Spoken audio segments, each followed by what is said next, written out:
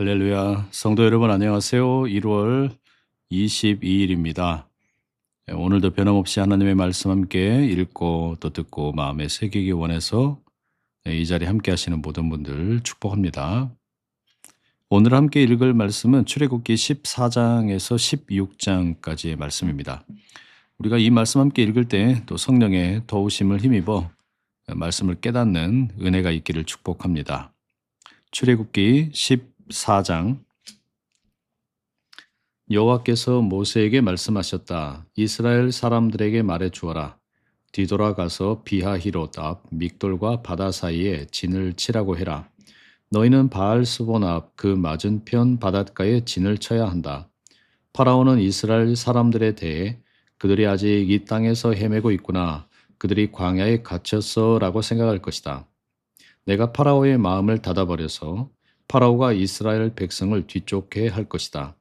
그렇지만 파라오와 그의 온 군대에게 내 영광을 드러낼 것이다. 그러면 내가 여호와인 것을 이집트 사람들이 알게 될 것이다. 이스라엘 백성은 여호와께서 말씀하신 대로 했다. 이스라엘 백성이 달아났다고 누군가가 이집트 임금에게 알렸다. 그러자 그 백성에 대한 파라오와 그의 신하들의 마음이 달라졌다. 그들이 말했다. 우리가 도대체 무슨 짓을 하는 것인가? 이스라엘을 내보내어 더는 노예로 부리지 못하다니. 그래서 파라오는 말에 전투 수레를 메운 다음에 군대를 거느리고 나갔다. 파라오는 아주 좋은 전투 수레 600대와 이집트의 다른 모든 전투 수레를 거느렸다. 전투 수레마다 3명이 타고 있었다. 여호와께서 이집트 임금 파라오의 마음을 닫아버리신 까닭에 파라오가 이스라엘 사람들을 뒤쫓았다. 이스라엘 사람들은 손을 높이 들고 빠져나가고 있었다. 이집트 사람들은 그들을 뒤쫓아 따라잡고 바닷가에 진을 쳤다. 파라오의 전투 수레를 끄는 말과 기마병과 군대가 모두 비하히롯 옆 바알스본 앞에 진을 쳤다. 파라오가 가까이 오자 이스라엘 사람들이 눈길을 돌려서 보았다. 저기 이집트 사람들이 자기들을 뒤쫓고 있지 않는가? 그래서 이스라엘 사람들은 크게 두려워하며 여호와께 부르짖었다. 그들이 모세에게는 이렇게 따졌다. 이집트에는 묻을 데가 없어서 우리를 이 광야로 데려와 죽게 하려는 것입니까? 무엇 때문에 우리를 이집트에서 데리고 나오는 것인가요? 우리가 이렇게 말하지 않았습니까? 이집트에서 노예 노릇이나 하게 우리를 그냥 내버려 두세요 라고요. 이 광야에서 죽는 것보다는 이집트에서 노예 노릇이나 하는 것이 우리에게 더 나았을 것입니다. 그러자 모세가 백성에게 대답했다. 두려워하지 마십시오. 자리를 잡고 서서 오늘 여호와께서 그대들에게 베푸시는 도움을 잘 보십시오. 오늘 그대들이 보는 이집트 사람들을 더는 영원히 보지 않을 것입니다. 여호와께서 그대들을 위해 싸우실 것이므로 그대들은 아무 말도 하지 마십시오. 여호와께서 모세에게 말씀하셨다. 너는 왜 나에게 부르짖느냐? 이스라엘 사람들에게 앞으로 나아가라고 말해 주어라. 그리고 너는 너의 지팡이를 들어 올려서 손을 바다로 내뻗어라. 그래서 바다가 갈라지게 하여라. 그러면 이스라엘 사람들이 바다 한가운데 마른 땅 위로 갈 수 있을 것이다. 보라, 내가 이집트 사람들의 마음을 닫아버려서 그들이 이스라엘 사람들을 뒤따라 들어오게 할 것이다. 그리고 내가 파라오와 그의 군대와 전투 수레와 기마병들에게 나 스스로를 영광 가운데 드러낼 것이다. 내가 여호와인 것을 이집트 사람들이 알게 될 것이다. 내가 파라오와 그의 전투 수레가 기마병들에게 나 스스로를 영광 가운데 드러낼 것이니까. 이스라엘 진영의 앞에서 가던 하나님의 천사가 움직여 그들 뒤로 갔다. 그들 앞에 있던 구름 기둥도 움직여 그들 뒤에 가 있었다. 이집트 사람들의 진영과 이스라엘의 진영 사이로 구름 기둥이 끼어들었다. 그 구름이 있어 저쪽은 어두운데 이쪽은 밤을 밝혀주었다. 밤새도록 이쪽과 저쪽이 서로 가까이 가지 못했다. 모세가 바다 쪽으로 손을 내뻗었다. 그러자 여호와께서 밤새도록 세찬 사막바람으로 바닷물이 뒤로 물러가게 하여 바다를 마른 땅으로 만드셨다. 물이 갈라졌다. 이스라엘 사람들은 바다 한가운데 마른 땅으로 걸어갔다. 물이 그들에게는 오른쪽과 왼쪽에서 벽이 되어 주었다. 이집트 사람들이 뒤쫓아와 그들을 뒤따라 들어왔다. 파라오의 말과 전투 수레와 기마병이 모두 바다 한가운데로 들어왔다. 아침 일찍 여호와께서 불과 구름의 기둥 가운데서 이집트 진영을 내려다 보셨고 이집트 진영을 혼란에 빠뜨리셨다. 여호와께서 전투 수레의 바퀴가 빠져나가 수레를 몰기 힘들게 만드셨다. 그러자 이집트 사람들이 말했다. 이스라엘 사람들에게서 달아나자 여호와가 그들을 위해 이집트 사람들과 싸운다. 여호와께서 모세에게 말씀하셨다. 너의 손을 바다로 내뻗어라. 그러면 이집트 사람들과 전투 수레와 기마병들 위로 물이 다시 흐를 것이다. 모세가 손을 바다로 내뻗었다. 그러자 바닷물이 다시 흘러 아침에는 보통 때처럼 되었다. 이집트 사람들은 그 물을 거슬러 달아나고 있었다. 그러나 여호와께서 이집트 사람들을 바다 한가운데에서 뒤엎으셨다. 물이 다시 흘러 이스라엘 사람들을 뒤따라 바다로 들어왔던 파라오 군대의 전투 수레와 기마병을 모조리 덮어버렸다. 그 가운데서는 하나도 남아나지 않았다. 이스라엘 사람들은 바다 한가운데 마른 땅 위로 걸어갔다. 물이 그들에게는 오른쪽과 왼쪽에서 벽이 되어 주었다. 그날 여호와께서 이스라엘을 이집트의 손에서 구해 주셨다. 이스라엘은 이집트 사람들이 바닷가에 죽어 있는 것을 보았다. 또한 이스라엘은 여호와께서 이집트를 치신 큰 손을 보았다. 그리하여 백성은 여호와를 두려워하고 여호와와 그분의 종 모세를 믿었다. 아멘. 출애굽기 15장입니다. 그때 모세와 이스라엘 백성이 여호와께 노래했다. 그 노랫말은 이러했다. 나 여호와께 노래하려네. 여호와께서는 높고도 높으신 분. 사람이 탄 채로 말을 바다에 던져버리셨네. 여호와는 나의 힘, 나의 강함, 내게 구원 되셨네. 이분이 내 하나님이셔서 나 그를 찬양하려네. 내 아버지의 하나님이셔서 나 그를 높이려네. 여호와는 전쟁에 유능하신 분, 그분의 이름이 여호와라네. 파라오의 전투 수레와 군대를 바다에 던져 넣으셨네. 뛰어난 군인들도 홍해에 빠져 죽었네. 깊은 물이 그들을 덮어버렸네. 그들이 돌처럼 깊숙이 가라앉았네. 주님의 오른손은 여호와여 힘이 있어 대단합니다. 주님의 오른손이 여호와여 적을 쳐 부수었습니다. 주님과 맞서는 자들을 큰 위험으로 쓰러뜨리셨습니다. 너여움의 불길을 보내어 그들을 지푸라기처럼 살라 버리셨습니다. 주님이 코로 숨을 내쉬자 물이 쌓였습니다. 둑을 이루듯이 파도가 멈추어 섰습니다. 깊은 물이 바다 한가운데서 굳어졌습니다. 적이 이렇게 말했습니다. 내가 뒤쫓아 가서 따라잡을 거야. 약탈한 것을 나눌 거야. 나 하고 싶은 대로 그들에게 다 하고 칼을 뽑아 내 손으로 그들을 몰아내 버릴 거야. 그런데 주님이 숨을 내쉬시자 바다가 그들을 덮어버렸습니다. 그들은 납처럼 거센 물에 잠겨버렸습니다. 여호와여, 신들 가운데 그 누가 주님 같겠습니까? 그 누가 주님처럼 위엄차고 거룩하겠습니까? 두려운 주님, 찬양받으실 주님, 놀라운 일을 하시는 주님. 주님이 오른손을 내뻗으시자 땅이 그들을 삼켜버렸습니다. 주님은 주님이 구해내신 백성을 한결같은 사랑으로 이끌어 두셨습니다. 주님이 머무실 거룩한 장소에 주님의 힘으로 데려다 주셨습니다. 여러 나라 사람들이 소식을 듣고 벌벌 떨었습니다. 필리스티아 주민들이 불안에 사로잡혔습니다. 에돔 족장들은 겁을 집어먹었습니다. 모압 권력자들은 부들부들 떨었습니다. 가나안 주민들은 모두 기죽었습니다.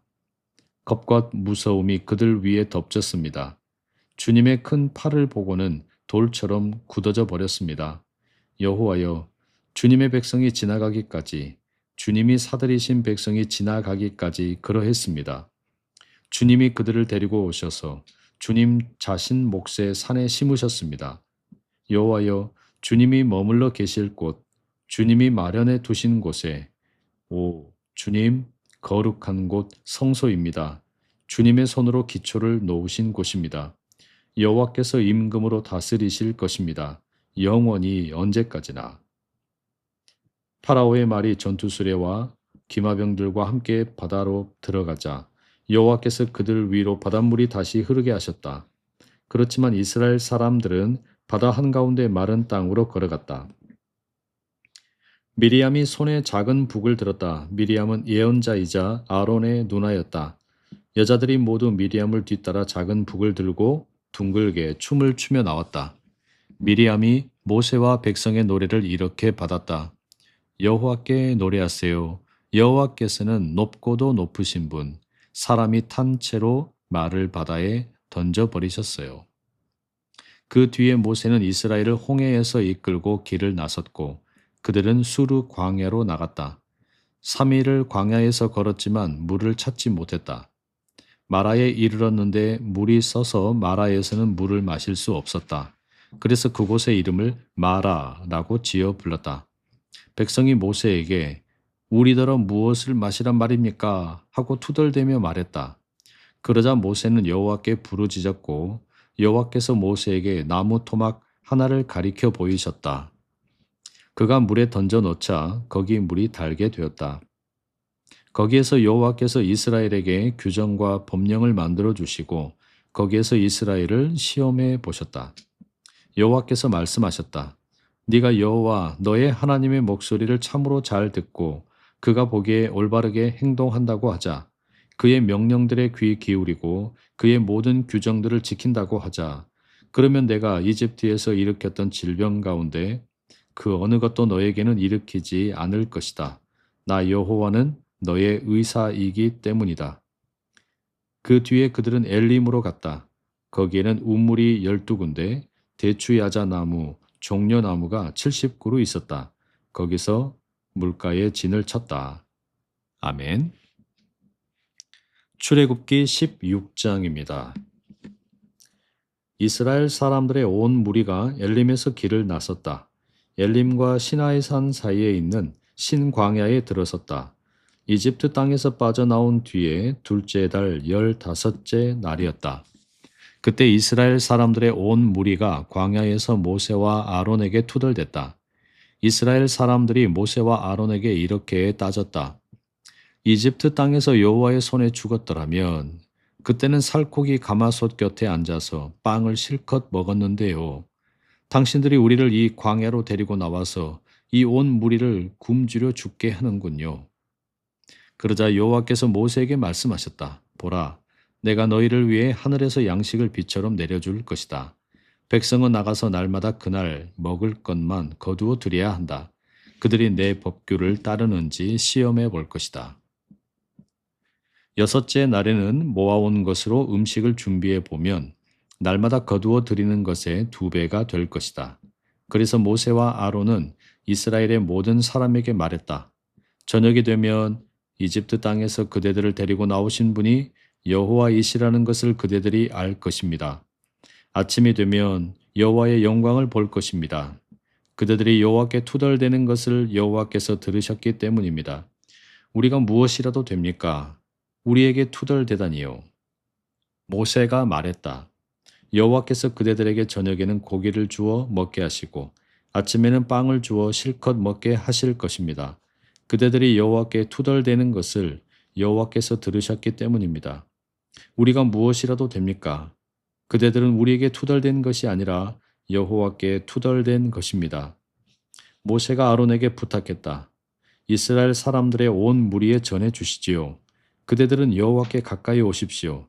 그대들이 투덜대는 것을 여호와께서 들으셨기 때문입니다. 아론이 이스라엘 사람들의 온 무리에게 말할 때 그들이 광야 쪽으로 돌아섰다. 거기 구름 가운데서 여호와의 영광이 나타난 것이 아닌가. 여호와께서 모세에게 말씀하셨다. 이스라엘 사람들이 투덜대는 것을 내가 들었다. 그들에게 말해 주어라. 너희가 저녁 어스름에는 고기를 먹고 아침에는 빵을 실컷 먹을 것이다. 그러면 내가 여호와 너희의 하나님이라는 것을 너희가 알 것이다. 저녁이 되자 메추라기가 올라와서 진영을 덮었다. 그리고 아침에는 이슬이 한 겹 진영 둘레에 맺혀 있었다. 한 겹 내린 이슬이 사라졌다. 그런데 광야 바닥에 바삭거리는 얇은 것이 있지 않은가. 땅에 내린 서리처럼 얇은 것이었다. 이스라엘 사람들이 보고서는 그것이 무엇인지 알지 못해서 이게 뭐지 하고 서로 물었다. 모세가 그들에게 말했다. 이것은 여호와께서 그대들에게 먹을거리로 주신 양식입니다.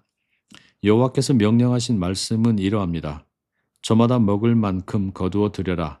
한 사람의 2.2리터씩 자신이 머무는 천막 안에 있는 사람 수에 맞추어 거두어 드려라. 이스라엘 사람들이 그대로 했다. 많이 거두어 들인 사람도 있고 적게 거두어 들인 사람도 있었다. 그러나 그들이 거둔 것을 2.2리터들이 그릇으로 되어 보니 많이 거두어 들인 사람에게도 남은 것이 없고 적게 거두어 들인 사람에게도 모자라는 것이 없었다.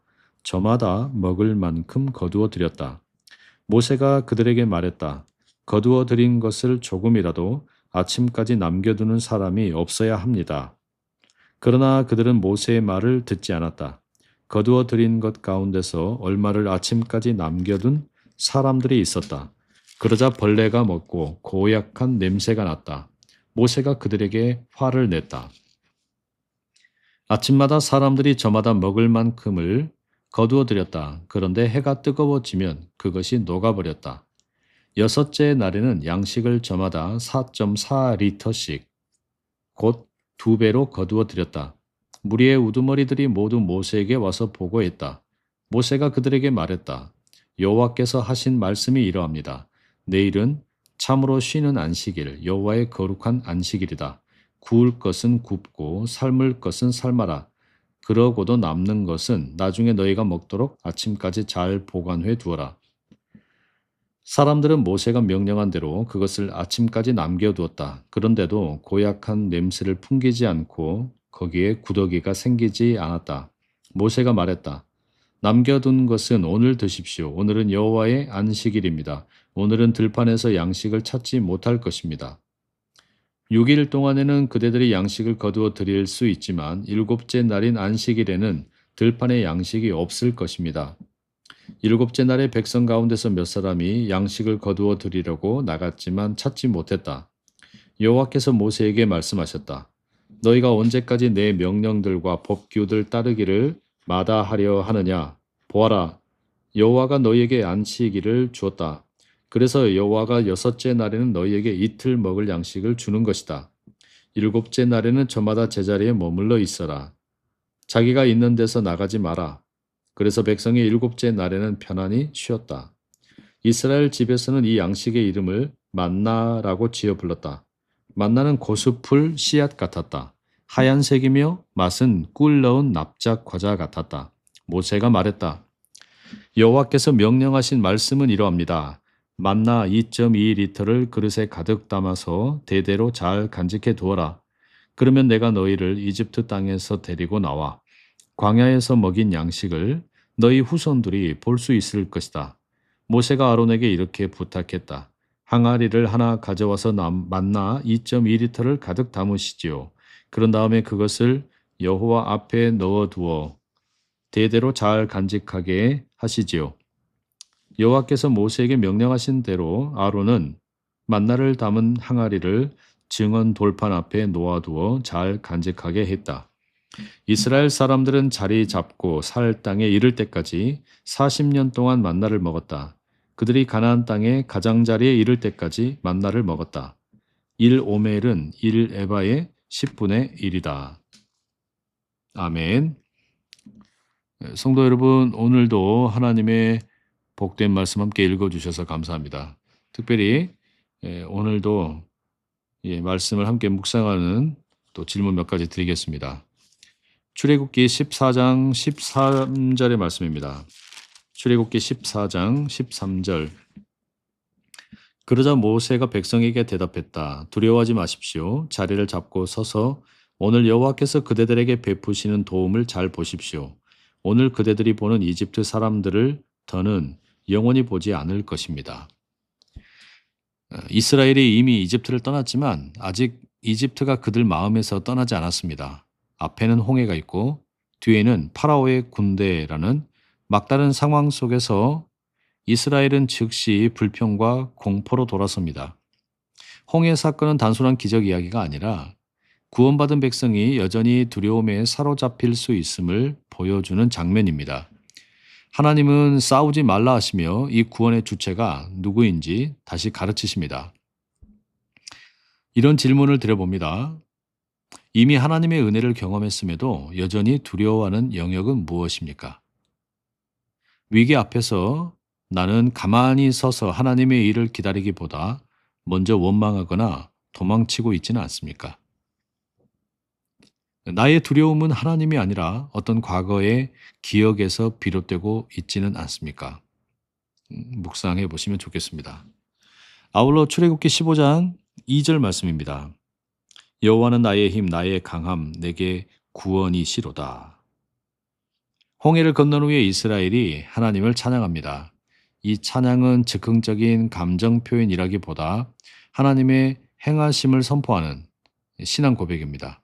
그런데 이 찬양이 오래가지 않습니다. 찬양의 노래가 끝나자마자 이 현실의 목마름 앞에서 불평이 나옵니다. 출애굽기 15장은 찬양과 불평이 우리 입술에서 얼마나 가까이 있는가를 보여줍니다. 나의 찬양은 상황이 해결되었을 때만 나오는 반응은 아닙니까? 하나님께서 무엇을 해 주셨는가 보다 어떤 분이신가를 과연 기억하고 있습니까? 찬양의 고백이 내 일상의 언어와 태도로 이어지고 있습니까? 함께 묵상하실 수 있으면 좋겠습니다. 마지막으로 출애굽기 16장 4절입니다. 그러자 여호와께서 모세에게 말씀하셨다. 보라, 내가 너희를 위해 하늘에서 양식을 비처럼 내려줄 것이다. 이스라엘이 너무 배고픔을 느끼자 이집트를 또 그리워합니다. 고기 가마 곁에 앉았던 때를 기억하고 자유로움보다는 안정된 노예 생활을 미화합니다. 하나님께서는 바로 그런 이스라엘에게 만나를 통해 하루 부어주시는 음식에 의지하는 훈련을 시키십니다. 그렇게 보면 광야는 결핍의 장소가 아니라 의존의 방향을 새롭게 배우는 학교와 같습니다. 성도 여러분, 내가 결핍의 순간에 하나님보다 과거에 익숙한 이집트를 그리워하고 있지는 않는가? 또한 오늘 하루를 살아갈 만큼의 은혜를 신뢰하지 못하고 또 내일의 몫까지 쌓아두려고 하지는 않는가? 마지막으로 광야 같은 현재 상황이 있다면 하나님께서 나를 훈련시키고 계시는 것은 무엇이라고 생각이 되십니까? 이런 질문들과 함께 오늘 말씀 잘 묵상해 보시면 좋겠습니다. 남은 하루도 주님과 함께하는 좋은 날 되시고요. 내일 더 멋진 모습으로 만나 뵙겠습니다. 사랑하고 축복합니다.